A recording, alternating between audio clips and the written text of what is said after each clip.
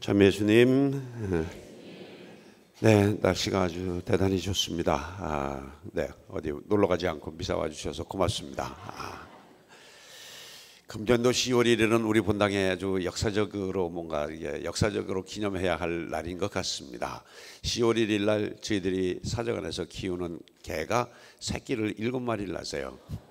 진돗개 하얀 놈 7마리를 낳았는데 굉장히 이쁩니다. 그래서 암놈 넷, 순놈 셋을 낳았는데 그날이 하필 국군의 날이라서 순놈 셋 이름을 최일병, 우상병, 차병장 그렇게 졌어요.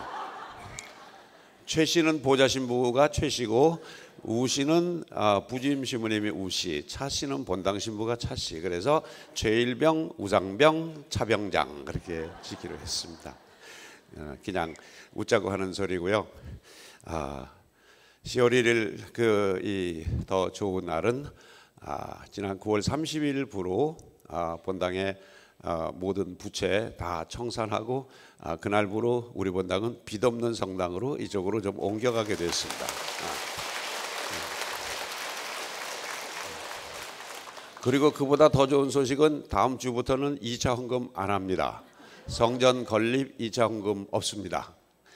우리가 27년 됐죠. 27년 8년째인데 아마 시작부터 오늘날까지 계속 성전 건립 2차 헌금 하셨을 거예요. 아마 이 대지 큰 거 사느라고 빚진 거 갚고 또 집 짓느라고 하고 중간에 수리하고 뭐 해서 이제까지 계속 그랬는데 하여간 당분간은 성전 건립을 위한 2차 헌금 하지 않습니다. 모르겠어요. 나중에 이거 허물고 제대로 된 본성장 지을 때는 또 어떤지 모르겠습니다만은 현재 이 성전 가지고도 우리 충분히 살 수 있으니까 그냥 그대로 가겠습니다. 그래서 2차 헌금 안 하니까 잘 됐다 좋다 그렇게 생각하실지 모르는데 본당 신부로서의 당부는 그리고 다음 주부터 이제 헌금 봉투를 사용해서 헌금을 하겠습니다. 그러니까 헌금 봉투에다가 1차, 2차 합해서 거기다 싹 넣어주시면 왜 그러냐 하면은 우리가 빚 갚는데 그냥 그쪽으로 주력을 하다가 보니까 교구에서 우리에게 부과되는 교구 납부금이라는 게 있습니다. 1년에 한 5억 정도 되는데 그거를 한 푼도 못 갚았어 금년에는. 그래서 그것도 엄밀하게 따지면 빚이긴 빚인데 그거는 이자 없는 빚이니까 그냥 좀 뒤로 미뤘다가 이제 서서히 갚으려고 그렇게 놔뒀던 게 있습니다. 그래서 우리가 정말 좀 빚 걱정 안 하고 뭐 독촉받지 않고 그러면서 살아갈 수 있는 그런 본당이 됐으면 좋겠습니다. 개신교에서 보면 참 웃기는 얘기일 것 같아요. 27년 동안이나 계속 성전 건립을 위해서 2차 헌금 걷고 그런데도 아직도 저렇게 못 졌다라고 그렇게 할 수 있을런지 모르지만 우리는 또 우리대로 뚜벅뚜벅 하는 방식이 있으니까 약간 그동안 여러분들 고생들 많이 하셨고 또 우리들의 작은 땀과 또 작은 정성이 오늘 이렇게 아름다운 본당으로 우리가 발전할 수 있게 되었다 생각을 하고 여러분들의 노고를 치하해 드립니다. 예, 오늘 이 성경 말씀은 이혼에 관한 부분이 되겠죠. 근데 참 난처하고 또 현실적으로는 또 좀 이게 참 어려운 그런 문제인 것 같습니다. 어느 날 그 신자가 아닌 친구한테서 토요일 날 저녁에 전화를 받았어요.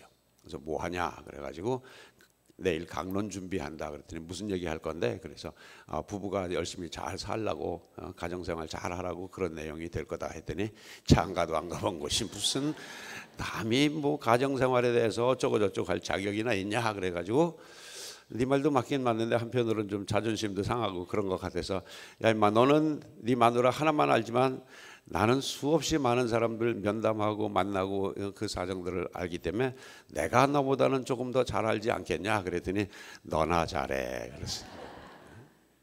뭐 그런 것처럼 결혼을 안 한 사람이 결혼에 대한 거 또는 가정생활에 대한 거 이야기하기가 참 어려울 것 같습니다.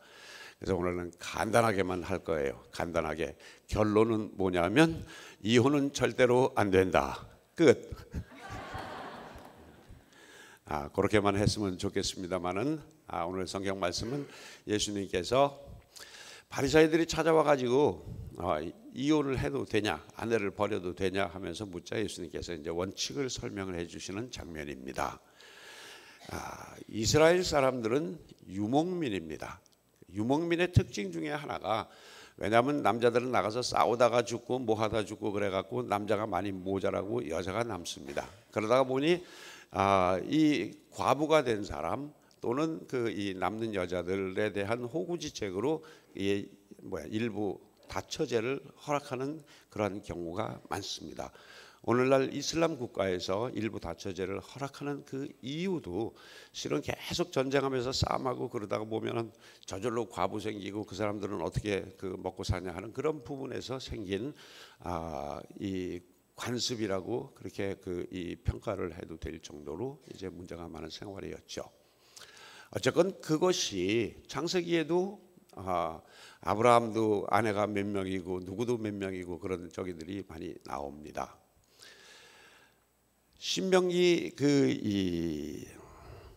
24장 1절부터 4절까지 모세가 벌이 날라와 가지고 나를 쏠려고 그런다 지금. 모세가 그 사람들에게 이혼장에 관한 그 이야기를 해줍니다. 실제로 일부 다처제가 허락하던 그 사회에서 이제 남자들이 그것을 악용하기 시작합니다. 쉽게 아내를 버리고 다시 취하고 하는 그러한 이 관습들이 아주 나중에는 정말 어이없고 터무니없는 어떤 그러한 그 이유 때문에 아내를 버리고 또 취하고 그런 이제 이 부작용이 만연하게 되죠. 그래서 모세는 이혼을 허락한다라는 어떤 그런 차원에서 이혼장을 써주라라고 했던 것이 아니라, 적어도 이 여자가 뭔가를 크게 잘못해서 아내로서 자격이 없다라고 판단될 때 그래도 그 사람을 보호하기 위한 하나의 방도로서 이혼장을 써주라라고 얘기를 합니다. 그러면 이 여자는 이 이혼장을 들고 이제 나는 저 사람으로부터 자유로운 사람이 됐고 다른 사람하고 결혼할 수 있는 자격이 있다라는 하나의 어떤 그런 차원에서 이혼장을 써주라라고 이제 그렇게 됐었는데, 이것이 시대가 이제 변하고 세월이 흘러가면서 이스라엘 사람들은 그것을 악용하기 시작을 합니다. 아내를 버려도 되는 하나의 좋은 구실로 생각을 하고, 예수님이 살던 그 시대에는 어느 정도까지 이것이 문란해지느냐 하면은, 아내가 요리를 망쳤다, 또 잘 모르는 남자와 이야기를 나눈다, 남편 앞에서 남편의 친척 흉을 본다, 목소리가 이웃에까지 들릴 정도로 소리를 지른다, 심지어는 남자에게 아내보다 더 아름다운 여자가 생겼다, 이럴 경우도 이혼을 하고 내보내는 그런 정말 여자로서는 정말로 이게 편파적이고 편파 정도가 아니라 정말 있을 수 없는 어떤 그러한 이 모욕적인 어떤 그런 상황이 만연했던 게 예수님 시대의 그러한 이 남녀 차별, 그리고 특별히 여자들이 당한 그러한 이 뭐라고 그럴까요? 인간적인 어떤 그 대우였었습니다. 그리고 남자에게 있어서 여자란 하나의 어떤 동등한 어떤 인격 체라기보다는 하나의 어떤 부속품처럼 그렇게 생각하는 경향이 많이 있었죠. 예수님께서 하신 말씀은 바로 이런 부분들을 신성한 가정의 그런 이 존엄성을 보존하고 가정을 잘 유지하고 그리고 그 가정을 통해서 너희들이 어떤 행복한 삶을 살아가자라는 그러한 취지로 예수님께서는 이렇게 말씀하신 겁니다. 그래서 부부가 된다는 것은 하늘이 맺어주는 거지 네가 선택한 것이 아니다라는 게 우리 가톨릭 교회의 가장 기본적인 이 방침이고 교리입니다. 예수님께서 분명하게 말씀하셨어요. 하느님께서 맺어주신 것을 사람이 갈라놓아서는 안 된다. 그리고 우리가 혼인 서약 때 그렇게 얘기를 하죠. 기쁠 때나 슬플 때나 또 즐거울 때나 병들었을 때나 아플 때나 성할 때나 어떠한 상황 속에서도 내가 부부로서의 신의를 지키겠다고 생각을 그렇게 합니다.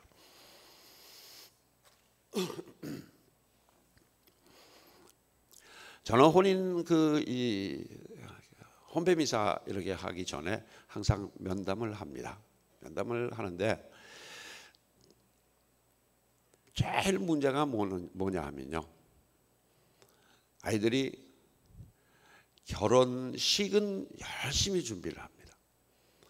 열심히 준비하는데 진짜 중요한 결혼이 뭔지, 결혼이 나 인생에서 어떠한 의미인지, 말로는 제2의 출발, 뭐 새로운 인생 그렇게 얘기를 하지만 정말 마음속으로는 전혀 대비가 안 돼 있어요.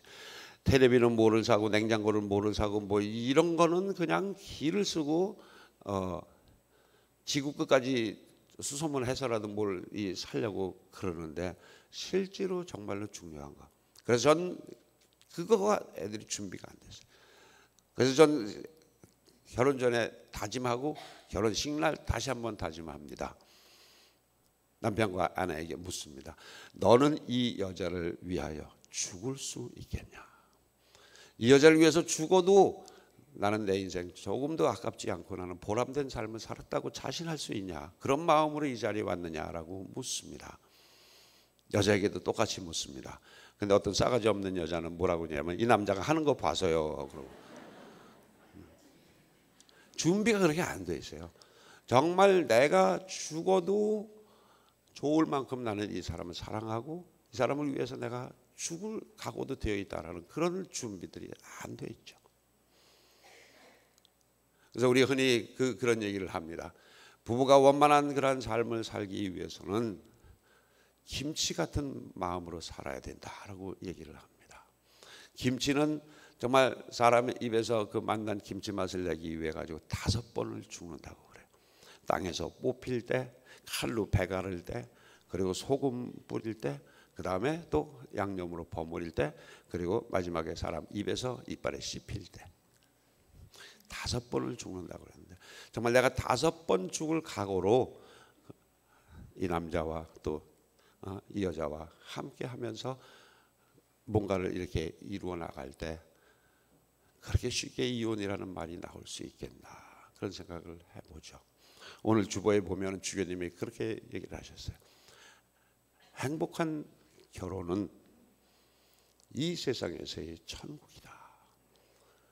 근데 정말 내가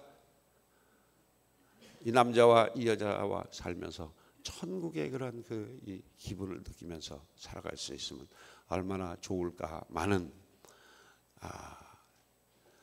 우리나라 사람들 요즘에 굉장히 뭔가 하여튼 급해지고 참지 못하고 그러면서 이혼율도 아주 급격하게 이제 늘어나고 요즘엔 이혼도 그냥 그렇게 큰 흉이 되지 않을 정도로 너무 보편화된 게 아니겠냐.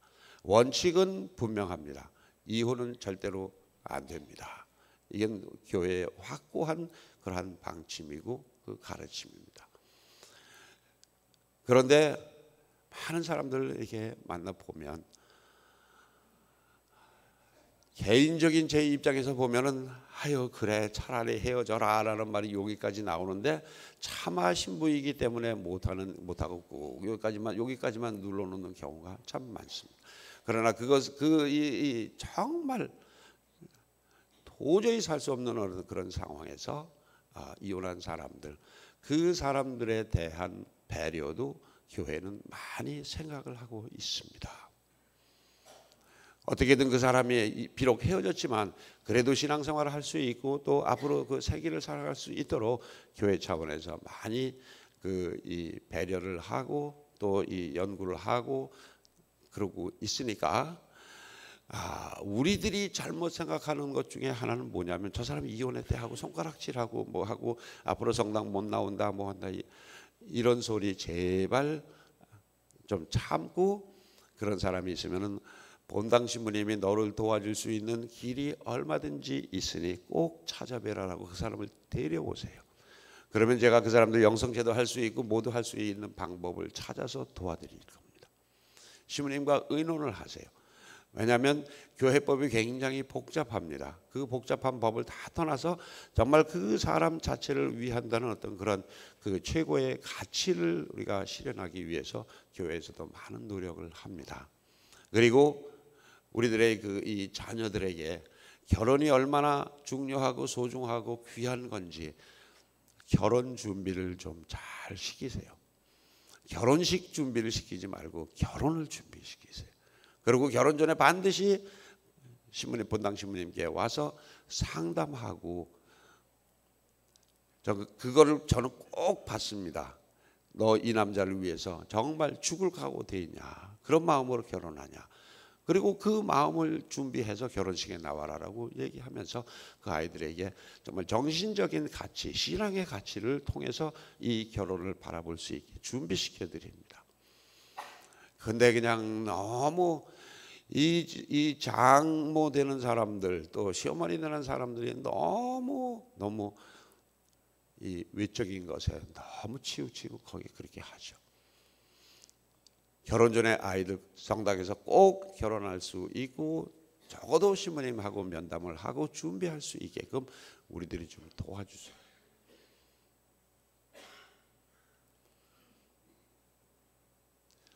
사람들 사정들이 각자 다 다르고 너무너무 다양하기 때문에 뭔가 어떻다고 딱 말씀드리긴 어렵습니다만, 결혼은 또 우리 조상님들은